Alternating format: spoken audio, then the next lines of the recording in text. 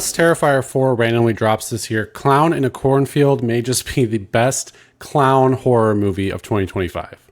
This is Grave Discussions, your one-stop shop for all things horror. I'm your host, Barnabas, and make sure to hit that follow button for more horror coverage.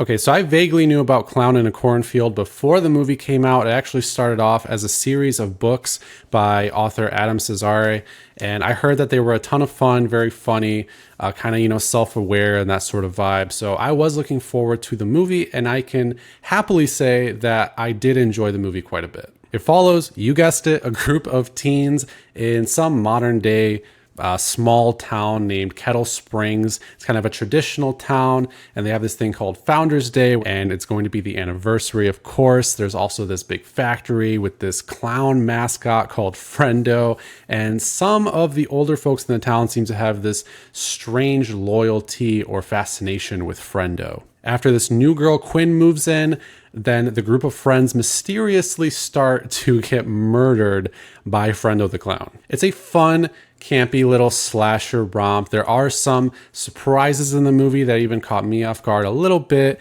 and there are definitely some attempts to engage with a more progressive audience, to not engage with certain horror movie tropes, although I would argue that it does in some ways still, but that's okay. Every movie kind of does that in a sense. I have to say that I did like the approach to the protagonist Quinn's character, kind of, being a little bit of a badass, not, taking shit and conforming to a lot of like the standard protagonist tropes when they like move to a new town and all this kind of stuff. The rest of the cast of characters, I think, were okay. Some of them were a little bit insufferable. But then the supporting actors of the adults, Will Sasso, for example, Aaron Abrams, and then Kevin Durand, as always, I think did a great job. Most importantly, the kills were solid.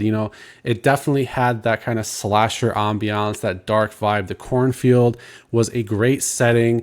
And then the actual practical effects with Friendo just chopping up teenagers, I think were all done really well. And some of them were very impactful and shocking. Overall, the movie was very enjoyable. I think it was paced well, and I never really was bored watching this movie. And that's really what it's all about when it comes to this type of horror film. I will say, though, the one thing that got me, and maybe I'm just stupid, but I don't think so, there was a pretty significant plot hole, in my opinion.